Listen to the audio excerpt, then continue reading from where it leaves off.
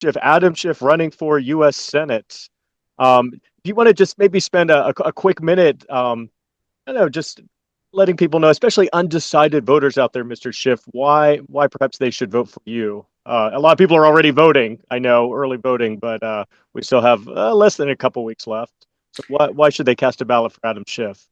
Well, I'm laser focused on some of the state's most important needs, like housing.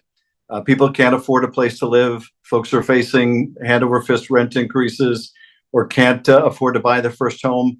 And I'm championing a dramatic expansion of low income housing tax credit, which would build hundreds of thousands of new units. We need to build a lot more supply of housing if we're ever going to bring housing prices down. I'm also attacking childcare costs. I want to make sure families don't pay more than 5 or 10% of their income on childcare.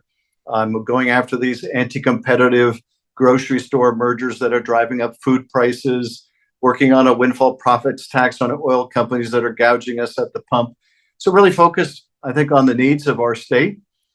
Also, California's senator needs to be able to stand up and defend our democracy, even against bullies like the former president. And I am certainly doing that. And that's a sharp contrast to the opponent I'm running against in this race. Yes, yeah, I know you mentioned housing there, and that's one of our biggest issues here in California, San Diego especially, housing affordability. And I know you've said that you look at housing affordability and homelessness as really twin crises. I mean, you want to talk a little bit more about how you plan to make housing affordability more of a possibility for maybe middle class, working class Californians, and also and then after that we can maybe segue into a little bit of your policies on homelessness. Sure. Well, the challenge we have in terms of housing is it's too expensive to build, and it's also too time consuming to get through the approval process. We need to attack both of those things in order to bring down the cost of housing and incentivize people to build housing. We can offer tax credits, and there's a tax credit the federal government has, but it's well oversubscribed, meaning it's not available for most developers. It's the low income housing tax credit. Expanding that would help produce lots of new housing. But also, the federal government, I think, should incentivize local governments to get to yes on housing approvals much more quickly. It can take 4 years to build new housing. We're never going to solve this problem. If at the local level, it takes 4 years to get approvals done. So I want to see local governments move with much greater urgency, get new approvals done. Let's build more housing. It's the only thing that's really going to bring costs down. And segueing into homelessness, I mean, boy, this has gotten so much attention. I know you've been down here in San Diego, throughout the state. You've seen the crisis on the streets. We have a lot of now we have encampment bans. What do you think on the federal level can and needs to be done to address this issue? I know it's a nationwide issue, but California seems to be especially impacted by the homeless We crisis. are very deeply impacted, more so really than any other state. We have more homeless in California than anywhere else. Some of the answers are similar to the lack of affordable housing. So we have to build a lot more housing. You can spend billions, as we have, to move people off the street and into shelter. But if you're not building new housing, new people are simply going to take their place on the street. But we also need to make sure that when we get people into shelter, they get the mental health treatment they may need, they get the substance abuse treatment that they may need. Otherwise, they won't stay sheltered. That really has to be an urgent priority for the local government, state government, federal government. And I think, working in partnership together, this is a problem we can solve. In terms of veterans homelessness, for example, we made great strides in getting veterans off the street. Still have some work to do in that regard, but we've shown it can work. But we need to be building housing. We need to be providing wraparound services. The final thing that I want to see the federal government do, and I've introduced a bill to accomplish that, is analyze what's working and what's not working so that we're spending money on programs that are successful. We're not wasting taxpayer money on things that don't work. Another major issue here, especially in San Diego, is the border crisis. And I know it's one of your basically securing the border, securing and controlling the border is a priority of yours. What what are we doing right and what are we not doing at this point? What do we need to be doing in terms of the border crisis, would you say? Well, I think we need to be, providing more resources to the border. So we need more personnel along the border to provide security. But we also need to process asylum claims much more quickly. And this is one of the most serious problems. And that is someone coming to this country as a migrant, claiming that they're the subject of persecution in their home country. Sometimes they are, and sometimes they're economic migrants.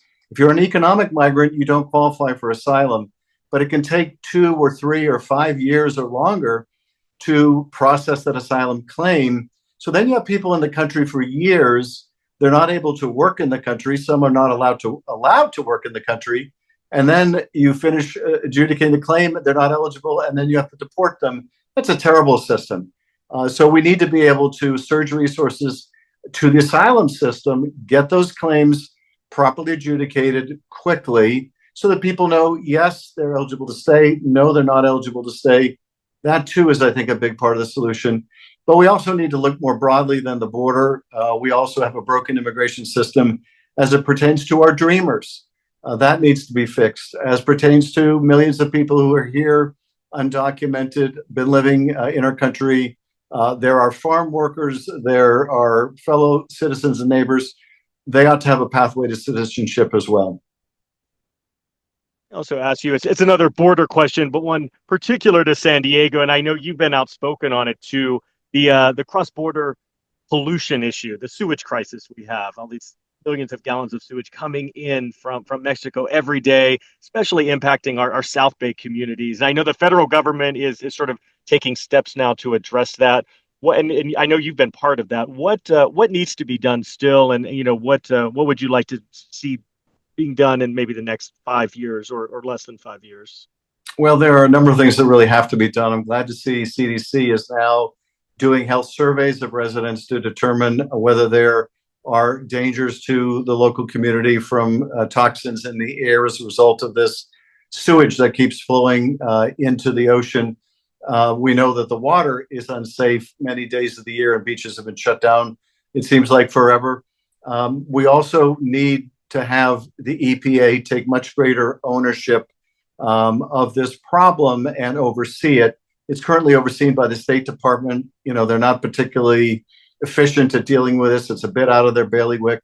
But most significant, we need to surge the resources to fix these treatment plants, make sure the one in Mexico is operating again, make sure the one on the U.S. side of the border is at full capacity and working so that we can clean this up. It is, I think, an environmental disaster of the first order.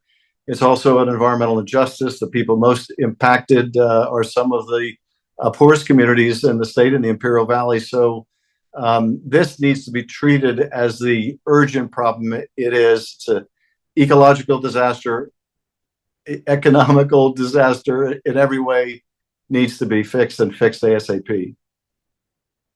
And final question, or maybe it's not really much of a question. I know you talk about in your campaign, you're about delivering results, not rhetoric. And it kind of goes back to my original question, but for those undecided out there, why should they vote for you over your opponent? Well, you should look at our track record. And during my entire time in public service, I've been able to deliver for California, work across the aisle. I wrote California's Patient Bill of Rights. I wrote legislation bringing up-to-date textbooks to our schools. I wrote bills to protect press freedom and to attack nuclear proliferation. I chaired the Intelligence Committee and got national security legislation passed. I helped bring back millions to California to build shelter for those who are homeless. I built mass transit systems. And I offer that as a contrast to my opponent's record. Mr. Garvey was a good baseball player, but that was 37 years ago. In that 37 years, he doesn't have much to show for what he's done, except signed a lot of baseballs. And while he was signing baseballs, I was seeing presidents of both parties and governors of both parties sign my bills into law. And that's the kind of record I think Californians ought to deserve. But more than that, I think Californians ought to expect their senator to stand up and defend our democracy, which is also something that Mr. Garvey is unwilling to do, won't stand up to Donald Trump. voted for him repeatedly, continues to support him. That's really not, I think, what most Californians are looking for. Right. Mr. Schiff, thank you very much for taking the time out. I appreciate it. Thank you.